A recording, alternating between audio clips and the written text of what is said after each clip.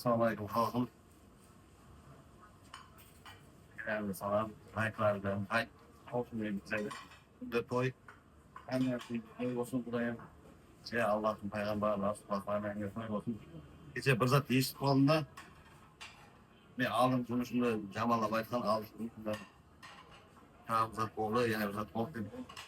Negatif şey, ma bilmiyorum bura. Rahmet, ona halk katılımda kıldık.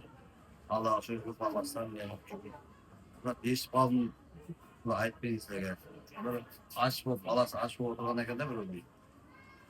Allah'ın Zaydan peygamber Allah'a şu an şeytan hiç kullandı şeytanla. Zaydan aklından sayılıp produktunu büyük vaparan olacak şeytan. Kapına kalsa açsa produktunu şeytana gibi kullandı. Allah siz kanday kudretlisiniz. Şu şeytandan yumuşak produktlar eğer bilgende şu an.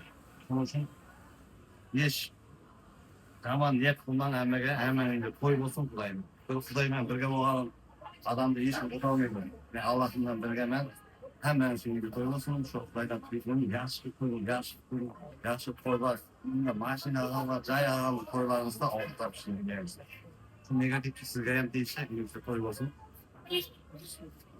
Hem işe yaşlı da ortakmıştır. Negatif için bana da şimdi toy bozun de.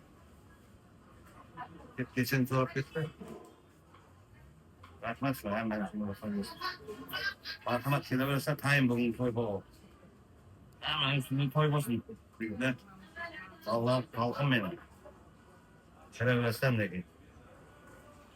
Allah'ım ben birgemiz beğerim sen.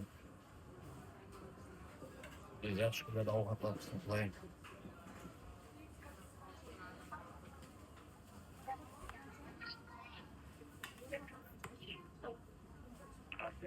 Vakay degen avukatlar bu adı ne ki? Ya sağ olasın. Sağ olasın. Şeref versem de.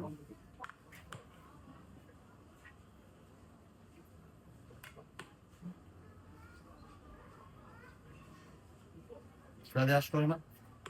Markamat.